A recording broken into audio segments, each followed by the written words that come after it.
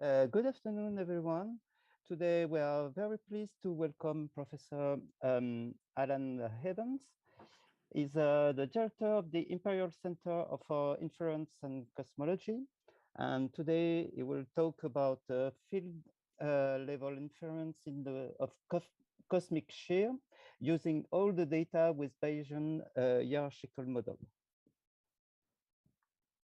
Okay, thank you for the introduction and for the invitation. Let me share my screen here. Can you see that? Is that looking okay? Yes. Yeah, good. Okay, so what I'm going to talk about today is how we can try to get as much information out of survey data as we can, and really to address the challenges that come with having too much data, if you see what I mean. So with big surveys like Euclid and LSST and SKA and so on coming along, the statistical errors get so tiny that you really have to take care of every aspect of the analysis problem, including systematics and including what I'm going to concentrate on, which is actually how you do the analysis. So I was going to, if I can change my slide, cover a number of things, really. I'm going to look at three different ways of analyzing data: the traditional way, using summary statistics, and then Bayesian hierarchical models, and I'll also talk about simulation-based inference as well, as three alternative ways of analyzing data. And to show the advantages of doing things with, not in the traditional way, but using much more expensive computational methods to try to get as much as we can out of the data. So the outline will be really to have some sort of elementary discussion about how we do science, really, and what assumptions go in, which we often don't question, I think, and then to see how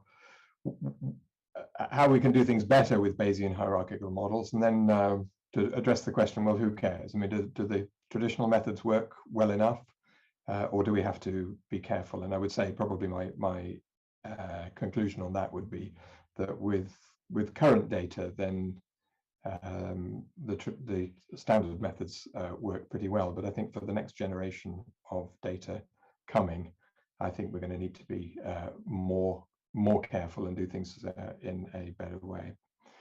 And then, as I say, at the end, I will look at simulation-based inference as an alternative to Bayesian hierarchical models, which might be as powerful or nearly as powerful as BHMs, and possibly faster.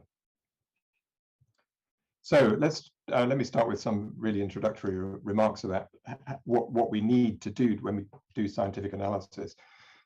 Generally speaking, we collect some data, let's call it D, and we interpret the data in the context of one or more theoretical models, and those models typically have some tunable parameters in them, and the goal of the analysis is to learn something about the parameters. So from a Bayesian viewpoint, and I'm going to take a Bayesian viewpoint throughout, the desired outcome is the posterior. So given the data, what's the probability distribution for the parameters, given the data and any prior information? And you know, here's an example on the right. Here is there's the Planck power spectrum, and there's some theoretical models shown underneath. So the theoretical model has many adjustable parameters, and you see here the variation of the expected power spectrum as a function of the cold dark matter density, and broadly speaking, you will adjust it until you somehow find the best fit in some way, in some sense. This is not actually how the Planck analysis was done, but it gives you an idea of the sort of problem that we typically face. So using Bayes' theorem, the posterior we can write in terms of the likelihood, which is the term in pink, and a prior and the evidence on the bottom. And since we're typically interested in the relative probabilities of different parameters, then the evidence on the bottom is just a normalizing factor and can be ignored. It plays a role in model selection, but or model comparison, but not for parameter inference. And I'm not going to talk about the prior for the parameters. So effectively, if we assume that the prior is uniform, then the posterior is proportional to this likelihood function. And that's the thing that we need to know. And the question is, do we know this likelihood function for a typical experiment? So here's just a sort of typical example of what is very often done, which is to assume that the data that you're going to analyze has a Gaussian distribution. If it has a Gaussian distribution, then if the expected value of the data is this d bar, then we know the probability of the data lying somewhere off that line, and it's just given by the Gaussian distribution. And for many data points, then you need to know the covariance between the data points. So the likelihood function is then reliant on knowing what the covariance matrix is. Do you see my pointer, by the way? Is that yeah? Okay. So you both need a theoretical model which gives you d bar as a function of theta, but you also need to know the covariance of the data points. And if this is not diagonal, then the data points are correlated. You know, this sort of begs some questions, really. What do you choose for your data? What statistics are you going to use? A common one would be the power spectrum, or estimates of the power spectrum, or estimates of the correlation function, if you're interested in clustering. But there are others, and people look at higher order statistics as well, for example. But you have to make a choice about which summary statistics you're going to use. And then it begs the question, well, what's the distribution of these summary statistics? Are they Gaussian distributed? And unless you're looking at the CMB, then the answer is probably no. Anything in the near present day universe is not going to be Gaussian distributed, almost certainly. But even if they are Gaussian distributed, then you still need a covariance matrix. And where do you get that from? That's a really non-trivial question, particularly in the late universe where everything has got so messed up. And then the final question is, well, you know, you've chosen some summary statistics to analyze. Is all of the information in those summary statistics, or is there more that you're not getting? If you're looking at the CMB where everything is nicely Gaussian, then you can be pretty sure that you're getting pretty much all of the information if you look at 2-point statistics. But for the present day universe, which is definitely non-Gaussian, then it's certainly the information is not completely contained within the 2-point function. So, and that motivates people to introduce other summary statistics in addition to the 2-point function. And as I say, this is I think gets more and more of a challenge as we go to these big surveys like Euclid, LSST, and SKA in the future. And it's not always straightforward. I mean, this classic example of the WMAP data, if you look at the correlation function of the WMAP map, then it looks like the thing on the right. And the data are the black line. The best fitting model is the green line, which is somewhat surprising. And the green line is a perfectly good fit to these data. And the reason it's a good fit is that actually those points are highly correlated. And by changing the large scale modes, which have a large cosmic variance, changing the large scale modes can change the form of the theory a lot. So the probability of getting those black points or the black line, given that the expected curve is the green line, is actually remarkably high, and not at all as one's eye might conclude. So correlated data points it can give you a challenge and can give you some counterintuitive results, as we see here.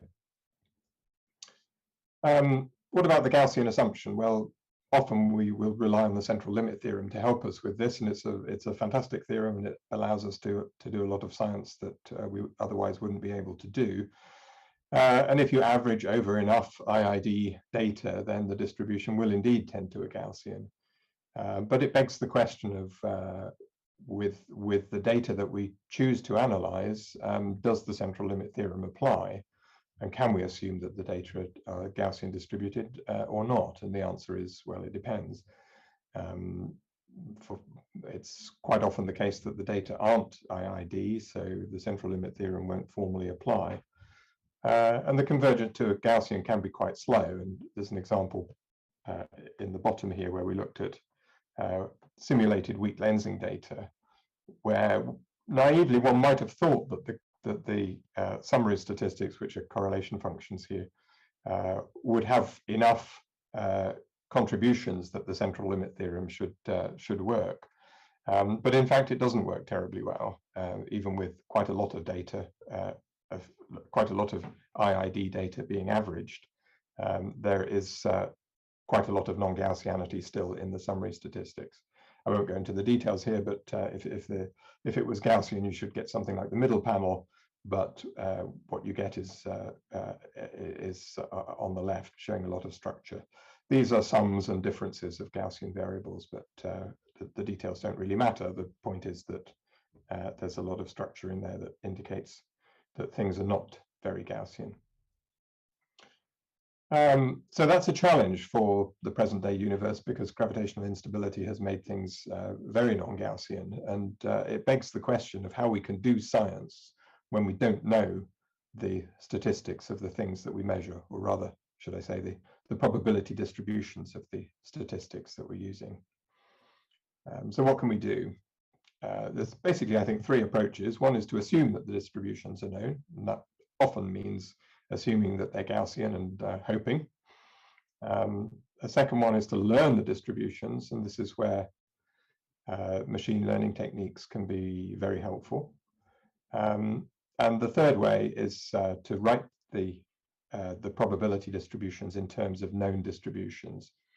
And here you can often, at least formally, write down what the likelihood function is, even though it's a very complicated data model. And I'll show you how that works later on. And I'll talk a little bit about, well, all three of these methods, really. So the example I'm going to choose is cosmic shear, but everything that I say really can be applied to very many different fields. So that's just an example. So here, this is the bending of light by the clumpy mass distribution along the line of sight between a distant galaxy and ourselves, which distorts the shape by typically around about 1%. But more to the point is that it correlates the shapes. The distortions tend to align the galaxy shapes on the sky, and you can see this old example here in the bottom left. You can see a sort of summaries in these little black lines here, showing the average orientations, if you like, of the galaxies in each little patch. And you can see that there's a pattern there, and that's induced by the mass distribution. These examples are relatively strong examples of lensing compared with the typical bits of field. The signals that you wouldn't be able to see these if you looked at a patch that wasn't near to a rich cluster, as shown here. But the signal is there, and if you have a large enough area and big enough depth, then you can pick it up statistically, even if you can't see it by eye. So that's the physics of what I'm going to be looking at. We've analyzed cosmic shear with Bayesian hierarchical models. So let me take you through how this is done with essentially more or less the simplest example of a hierarchical model, which we'll make more complicated later, but just to give you the idea. On the right here, this is basically a flow chart for generating synthetic data, simulated data. And this is how you could do it. If you have a prior on the power spectrum of fluctuations, or the power spectrum of the map, which are given by the CLs. If you draw some power spectra from the prior, then generate a Gaussian field in this case by drawing some spherical harmonic coefficients from the right power spectrum with Gaussian distributions. You can then do a spherical harmonic transform and make a map. And this is a noise-free map, A. And then if you have knowledge of the noise, you can then add noise to the noise-free map and create some simulated data, D. And that's how you would generate data. So this forward model tells you essentially what the data model is. So this is somewhat simplified. But what we want to do is actually go the other way and say, given the data, what does that tell us about the power spectra of the underlying map? And what you see is in this diagram that there's part of the data model which is not directly observed, but which is part of this whole system, and that is the noise-free maps, or equivalently their spherical harmonic representation, ALM. So we have, let's say, some, I don't know, maybe a few thousand of these CLs, and then a very large number, millions of spherical harmonic coefficients, or equivalently millions of pixels in the sky. And you don't observe those true pixel values because of the noise, but you see it's part of the data model, and these are called latent variables. So the first time that we did this was about 5 years ago, and we reanalyzed some of the CFHT lens data and did some cosmology with that. But things have moved on quite a lot, so let me say what we're doing now. Let me just give you some insight into how we do this sort of problem, how we solve it. And this is really trying to write this, in principle, very complicated likelihood function in terms of things that we do know. Let's just see how this works. What we're looking for is the posterior on the cosmological parameters, say. So one thing that we can do is to write this as a marginalization over a very high dimensional joint distribution of the parameters and the map, the true unobserved map. And if we marginalize over the map, then we will get the posterior for the parameters that we might be interested in. Our interest may also lie in the map as well, the true map, so one can do both, but here I'm focusing on the problem of learning something about cosmology from the data set, but as I say, you also learn something about the map along the way. So conceptually that's straightforward, and then we can use Bayes' theorem to reverse the order of the conditionals in the red term here, and write this as the probability of the data given the map, and theta times the probability, basically times the joint probability of theta and the map, which I can then express using the product theorem as the blue and green terms. So this splits up the problem quite nicely into three conceptually different sources of variability. One is the red term is the field level likelihood. Okay, so this is basically telling us the probability of getting the measured data, so the measured shear, for example, given that the true shear, in other words, the map, has a certain pattern. And this term here typically doesn't depend on the cosmological parameters. It's usually just noise, so shape noise in the case of cosmic shear, but it may be measurement error as well. So this term here is the likelihood. You apply it pixel by pixel at the field level. So you're using every single pixel. When I say pixel, I'm not talking about CCD pixel here, but some patch on the sky. So the red term is essentially noise. The blue term is the theory part. Given the cosmological parameters, what's the probability that the map looks as it does? And then there's a prior, as always, from Bayesian considerations. We can go one stage further. which is how do we deal, which is how to deal with the nonlinearities and the non-Gaussianity that comes from the growth in through gravitational instability, and that affects this blue term here, probability of the map given the parameters, which we can divide up again just using the laws of probability. If we express the map in terms of the initial conditions of that patch of universe, we can split it up like this.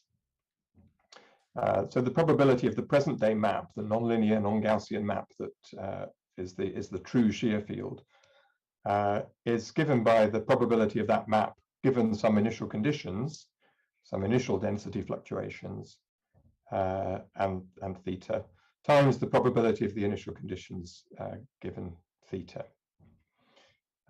So by doing that, we introduced two more probability distributions, and the advantage of doing this is that the magenta term here is known because the initial conditions we know are extremely close to a Gaussian random field.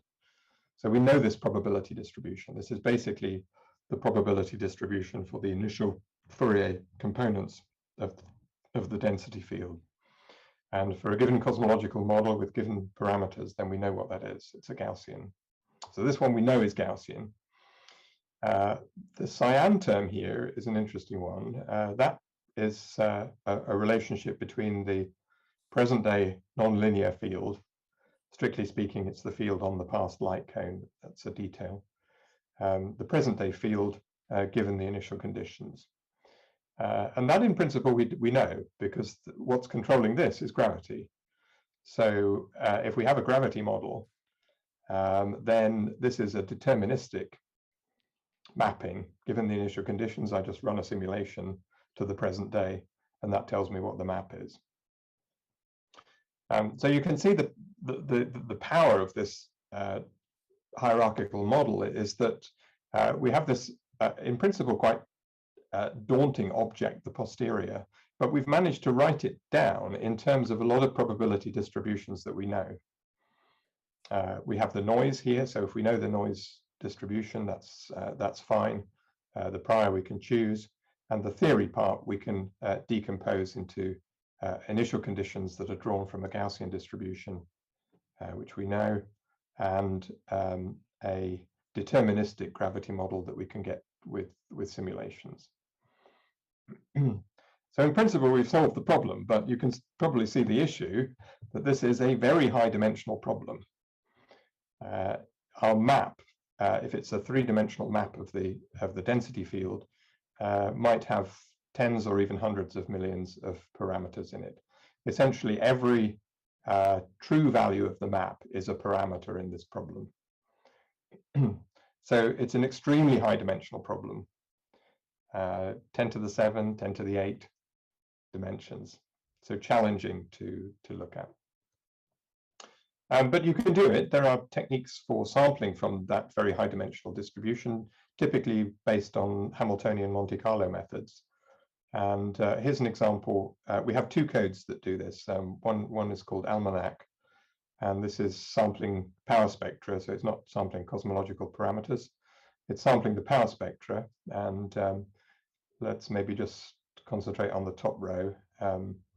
This is simulated data with a Euclid-like mask showing one component of the shear distortion. So here's the noisy data that has shape noise from for the cosmic shear. This is the ground truth, the fiducial map, and we draw samples of the true underlying map, and conditioned on the data. And if we average those out, this is what we get. There's some areas of the sky where you have a lot of data which are well recovered, and the bits in the mask, well, we do actually know something about those because the power spectrum, we learn something about the power spectrum from where we have data, and that knowledge then propagates into the unobserved regions. So we know something about what's behind the mask. But the errors on that part, as you might expect, are a good deal larger than the errors where we have data. We also sample, apart from the map, we sample the power spectra as well. And this shows how we recover the true power spectra in these simulated data. So here is the so-called EE power spectrum of one tomographic bin. We have an initial starting guess, which is terrible largely because there's so much of the sky is not observed. So we don't have a very good starting guess for what the power spectrum is. So we start here, we let the sampler discover where the likelihood is high, and then it rattles around the truth. So the truth is here, this red dashed line, and the samples, as you can see, are recovering quite nicely the E mode power spectrum. This is generated by physics. We can also look at things like the B mode power spectra that lensing should not cause. So this is a test of systematics typically in the data analysis. So this should be close to zero. Our starting point was up here, but the sampler has found that the B mode is consistent with zero. These blue lines don't quite go down to zero, but the probability does. It's just the way that these are plotted. I think it's missing out 2.5% of the points at the bottom or something. But okay, and this is a fairly high dimensional problem to be looking at. Here's showing a movie of the samples that are generated, and you can see that where we have data, the samples are pretty close to the data because the noise is not very large. But in the unobserved regions, you see that the samples move around in a more unconstrained way.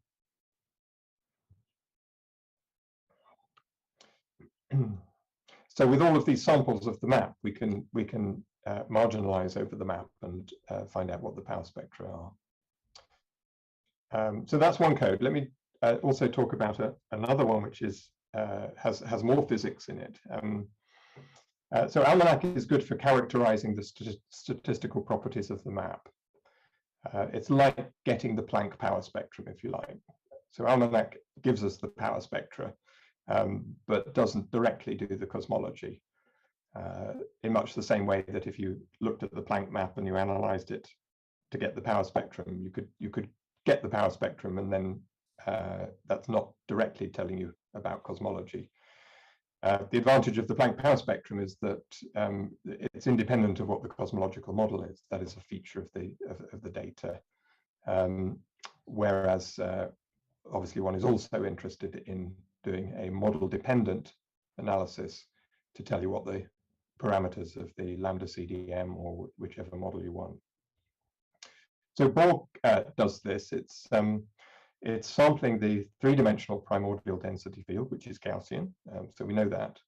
It uses a gravity model, at the moment Lagrangian perturbation theory, but that can be upgraded to PM or even n-body codes if you spend more CPU time, which evolves it to the present day, and then the density field determines the shear field in tomographic bins.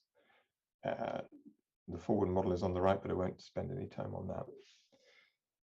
So this is based on the Borg algorithm that I'm sure you're familiar with from colleagues nearby. So this shows from Florent Leclerc basically what we're doing with lensing, but this is for large-scale structure. So here these are samples of the initial conditions. There's a gravity model that moves things to the present day, and then that's compared with the data. And you can see that where there's plenty of data, then the present day density field is well constrained. It doesn't move around very much. But out in the outer parts where you have very little data to constrain it, each sample can be very different. But these are all genuine samples from the matter distribution, present day matter distribution. And they're constrained by the data. So I'll maybe skip some of these in view of time, and I'll perhaps just actually. I've got more things to say about simulation-based inference. So let me skip these and go to the latest results. So Borg weak lensing is solving quite a complex problem, and in fact, it's added something to the Borg algorithm which is quite significant.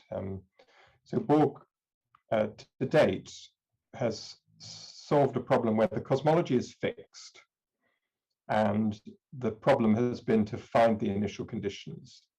So the cosmological parameters in these simulations are fixed, and what you're looking for are distributions or samples of the initial Fourier components, if you like. So you're trying to learn the map, basically. But if we want to be a bit more ambitious and learn not just the map, but also the cosmological parameters, then we need to take into account some other effects, such as when we vary the cosmological parameters, then the size of the box in physical units changes, and the growth rate changes. So that means that if we keep fixed, so what we observe are angles on the sky, positions on the sky in angles and redshifts. And if we change the cosmological parameters, then a galaxy at redshift Z in a particular position gets mapped onto a different position in the 3D space. So we have to include those geometrical differences as we sample the cosmological parameters. Then the whole box is actually sort of shifting around in observed coordinates. So that's something that we've solved with the Borg weak lensing code, and it's something that can now be used by other parts of the Borg, or other applications of Borg could also do this. So this is a pretty complex data model that we're solving here, that includes all of these probability distributions that I mentioned earlier. So, but it's worth it, and this is this diagram shows the power of it. So here we've analyzed, this is simulated data. We've analyzed some simulated cosmic shear data using the traditional techniques of summary statistics, and as you'll have seen many times before, weak lensing usually gives you this banana degeneracy relating the matter density parameter and the degree of clustering, sigma 8. So if you look at weak lensing papers, they almost all show this banana. So if we take the same data and put it through the Borg weak lensing BHM, this is what we find, the blue contours here. And this reduces the error on omega matter by an astonishing factor of 5, and on sigma 8 by about a factor of 3. So this is using the same underlying data, but it's avoiding any potential issues with the non-Gaussian statistics. So for these summary statistics, we've assumed Gaussian distributions, which is normal. We've taken a covariance matrix that we've simulated, and done this analysis. This BHM avoids the assumption that the statistics are Gaussian. We don't need a covariance matrix, and it exploits the information from all higher order statistics automatically. It's getting everything from the field data. So it's using, in a sense, all of the data, and the gains are very substantial.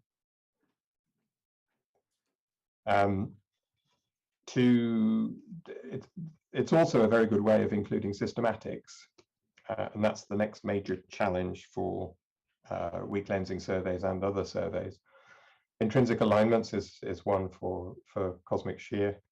Baryon feedback, changing the matter power spectrum, is another concern for weak lensing, because much of the information comes from relatively small scales where baryon feedback can move things around.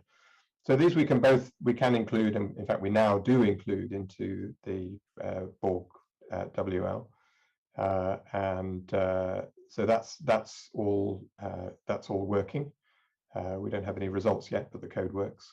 And with these important systematics in, we can now start applying this to real data. It's necessary to have both of these because they're important parts of the data model. There's a load of other systematics that are easy to include. The mask is trivial. If there are regions of sky that are not observed, then they just don't appear in the likelihood at all. And various other things that can mess you up, such as multiplicative biases, variations of the depth across the sky. Those are all things which are, I think, much easier to include in the Bayesian hierarchical model because you apply them at the field level. If there's a patch of the sky that's a little bit shallower than the surroundings, then you can just build that into the forward model. And so you can, it's a very good way of including many systematics as well. There are other things that we can introduce. Our starting point here is the shear catalog.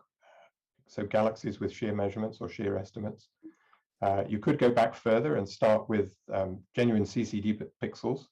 And our colleagues in LSST, Michael Schneider and others, have been pursuing this, where you get a probabilistic description of the shear for each galaxy. And we could combine the two and have a big data model that really starts at the CCD pixels and goes all the way up to cosmology. And the other thing which we're exploring is that the lensing signal depends on the redshift distributions of the sources, which is difficult to get because they're not spectroscopic surveys typically. So it's usually photo-Zs which are used. So we now have a parallel BHM which samples from the redshift distributions, and that allows us to, it's not incorporated into Borg yet, but it will be. It allows us to marginalize over the uncertainty in the redshift distributions, and that is another important source of potential source of systematic error in weak lensing analysis. And that's being led by my student George Kyriaki. I should have said really that the Borg work is led by Natalia Porcarez, who's a postdoc with us, and she's really leading the development of this code. So let me just before I go on to talk about likelihood-free inference or simulation-based inference, let me just sort of summarize the three ways of doing things. The traditional way is to take summary statistics, assume Gaussian distributions typically. It's very fast to do. It's not a computational challenge. But the disadvantages are that the statistics may not be Gaussian. They may not contain all of the information, and you always have the challenge of knowing what the covariance matrix is, and that is not a trivial thing in most cases. Let me go on to the last line here of the Bayesian hierarchical model. Here we're using the whole field. We're exploiting the fact that the initial field is Gaussian. We link it to the present day field with a physics model. And it's a principled Bayesian way to do things, but it's expensive. It's a lot of CPU time. So an alternative is to look at likelihood-free inference. I use the terms LFI and simulation-based inference completely interchangeably, so just regard them as the same. And the statistics then we learn with machine learning techniques or with rejection sampling. It's also principled, so I quite like it for that reason. It's also quite expensive, and it might lose information. And it's also challenging because of the dimensionality, and I'll mention that in a moment. What I'd like to do is to just give you a toy example, which is quite a nice example to analyze with these three techniques, because it's an example that has an analytic solution, so we know what the truth is, and we can try it. We can analyze it with the three different techniques and see what how they fare. So this is a log normal field where we take a Gaussian field and exponentiate it.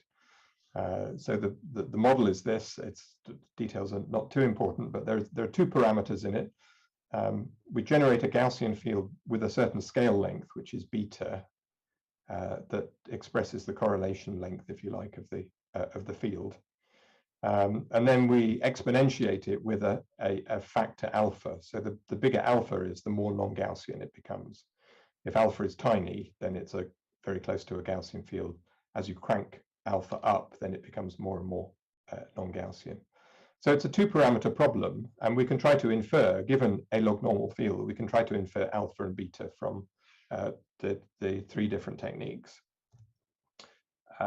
This is the data model, but in view of time, let me skip it. This is using traditional summary statistics. So here we use the two-point correlation function of the field, and use those measurements or estimates as the statistics that we analyze. We have a covariance matrix for those data, which is determined by a number of simulations. And we assume that the distribution of these is Gaussian. In fact, if you are estimating the covariance matrix from simulations, then the likelihood you need to use is not a Gaussian, it's actually a t distribution. So for Gaussian underlying statistics, then the likelihood is actually a t distribution if the covariance matrix is estimated from simulations. So normally people treat this with the Hartlap correction, which is not the correct thing to do. You actually have to change the distribution away from a Gaussian.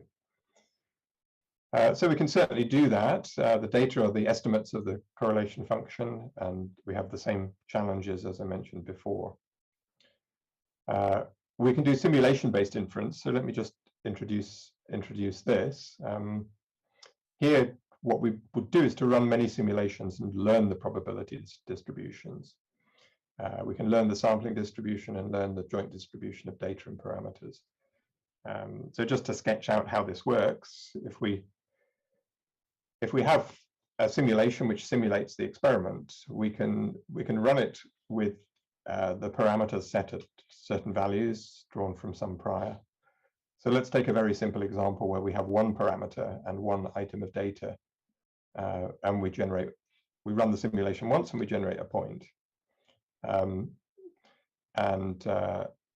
mention this in a moment, but if we do this many times, we can then generate samples from the joint distribution of the parameter and the data. And once we've got that, then it's not too difficult to work out the posterior. We can do ABC, which is essentially rejection sampling, where we basically throw away all of the simulations that don't look like the observed data. So we just keep those which match the observed data. And of course, you have to have some tolerance in that because these are real numbers, so nothing ever looks exactly like the universe. But you pick all of those which are close to the observed data and look at the distribution of the parameter given the observed data. And that will give you the posterior. So that's conceptually a nice way of doing it. You basically simulate the whole process, and you can get the posterior. You can also, if you cut in the vertical direction, that gives you the sampling distribution of the data given a parameter. You can think of this as the likelihood function, learning the likelihood function, if you like. So this is a good way, conceptually, to study the problem, but it's challenging. The main challenge is that I've given you an example here which is two-dimensional, one parameter and one item of data. Typically, you might have 100 million items of data and 10 parameters or something. So this is really a very high-dimensional space that you haven't got any hope of finding any simulations that match all 100 million data points of the observed universe. So you have to compress the data by an extreme amount. You have to really compress it down to a handful of numbers or a few handfuls of numbers. And there are some techniques for doing that. Moped was the first of those, which applies for Gaussian data. Score functions, which generalizes that. And then I'll touch upon information maximizing neural networks that I think were invented not very far from where you are now. So just to mention that ABC is a bit inefficient. You throw away all of the information from most of the simulations, but you can do something a little bit better, which is to fit the joint distribution of points using some form of kernel density estimation. And Delphi is an example of doing that. And then you can cut the analytic approximation to the distribution at the observed data. So for this example, we can we generate, in fact, just two numbers. We have two parameters. The most that you can compress is down to two numbers. If you do it more than that, you're going to get degeneracies. But you can compress it down to two numbers, and in ideal cases, you can compress it down to two numbers without losing any information. So that becomes very interesting for SBI. If you have, let's say, 5 parameters in your model, and you use these extreme data compression techniques, you can have you can be trying to determine a 10-dimensional joint distribution, 5 parameters and 5 compressed data, compressed in a lossless way. The challenges here are to find how to compress your enormous data set down to 5 numbers without losing information, and but there are some ways. So actually time has moved on, so let me just say that we've this toy problem we can do with a BHM using Hamiltonian Monte Carlo. Won't dwell on the details, but let me just show you the results from analyzing these log normal fields. So the truth is given by the intersection of the dotted lines. The summary statistics posterior is given by the green contours. The likelihood-free inference is the blue contours, and the Bayesian hierarchical model is the orange one. So for this example, the Bayesian hierarchical model is doing much, much better than either of the other two. So the 2-point function is not containing anything like all of the information that's in the field, because this one is quite highly non-Gaussian. The LFI is not doing terribly well, and the reason for that is that the LFI is based on the compressed statistics are coming from the 2-point function. So we've just taken the 2-point function and found the best combinations to give us the best answers for simulation-based inference. But we can do better than this. So this is a bit unfair on simulation-based inference, to be honest, but not on the 2-point summary statistics. But what we're finding is that, say, with the traditional statistics, we lose a lot of precision. The accuracy is not very good.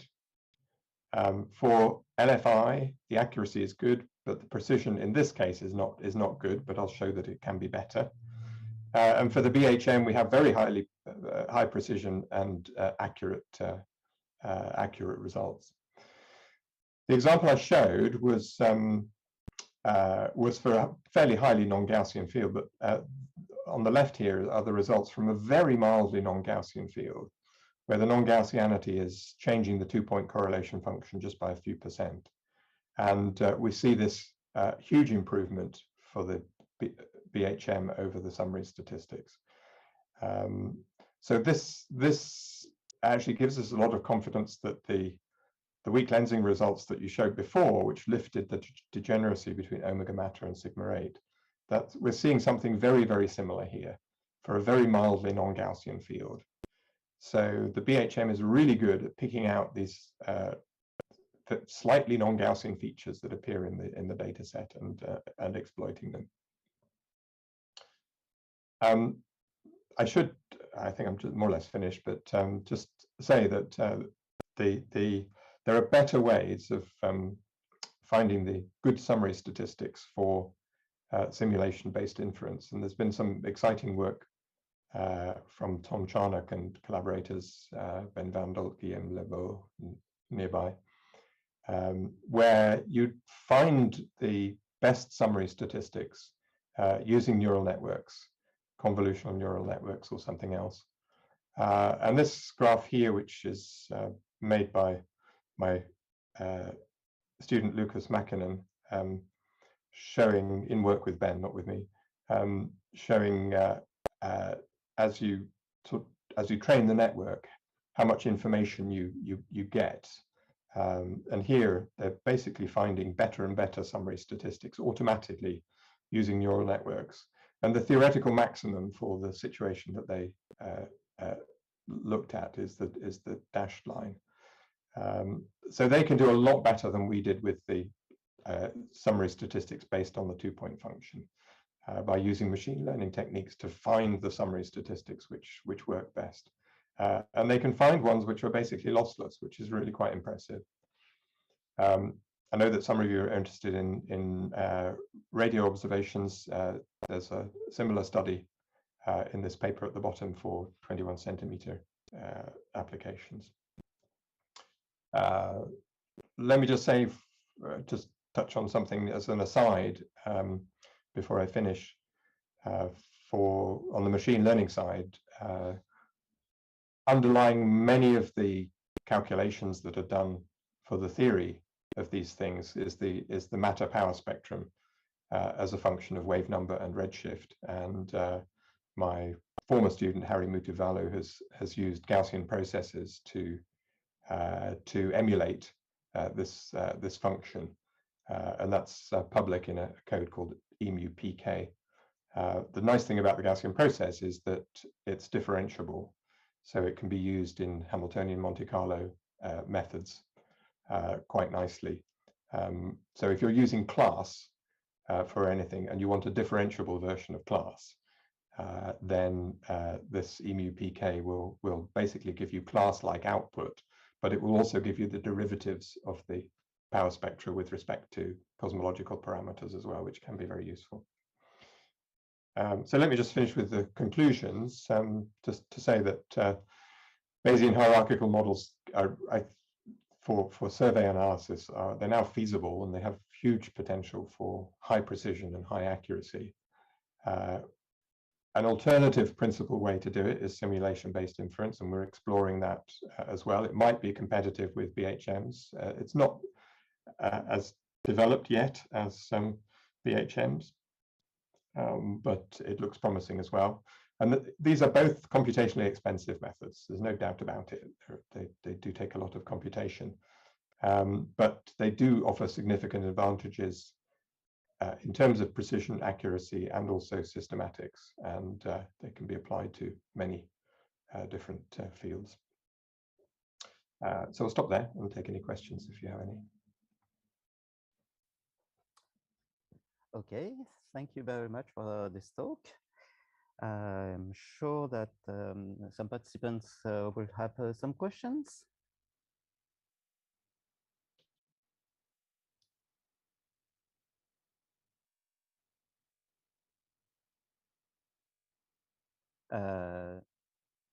David?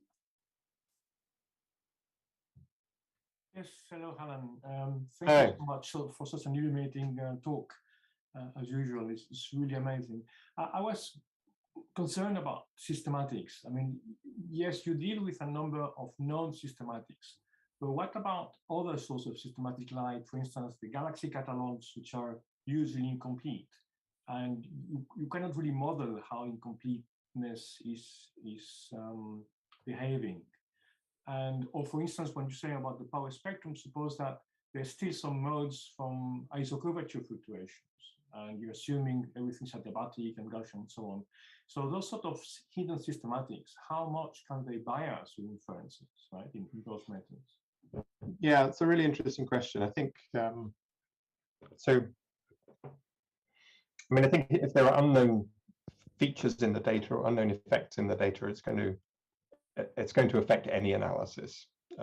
So an open question is whether these field level analyses are more sensitive to unknown systematics than summary statistics. And I think we don't know the answer to that. I think, I mean, a general remark would be that we don't always think enough about what would be called model misspecification in statistics, that the data don't follow quite the model that we assume. And I think it's something that we all ought to pay more attention to, whatever type of statistics that we're using. So in the examples, some of the examples that you mentioned, yeah, the incompleteness. I mean, if you can model the incompleteness, then that's something which can very easily be included in analyses like this, and I would say more easily than trying to work out the effects on summary statistics, which might be more complex, because you can apply them at the field level. For weak lensing, it's not, you know, we could have, for example, number densities that varied across the sky. So the tomographic, the redshift distributions in different parts of the sky could differ, and we could very easily include that. We don't yet, but we could. But yes, Rumsfeld's unknown unknowns are, that's always a possibility.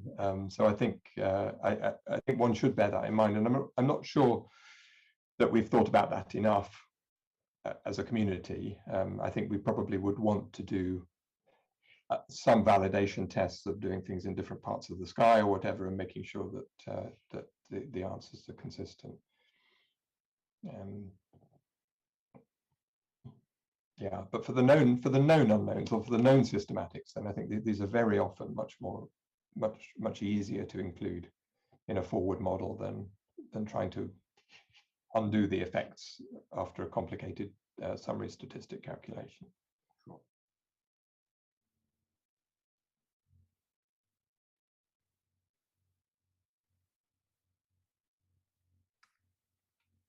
Okay. Does anyone have a question?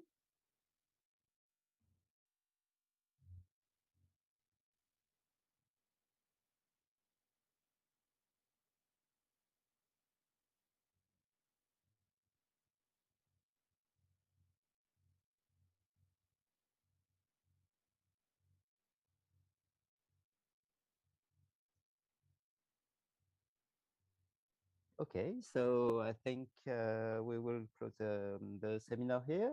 Thank you very much for this talk. Thank you. Thanks for listening.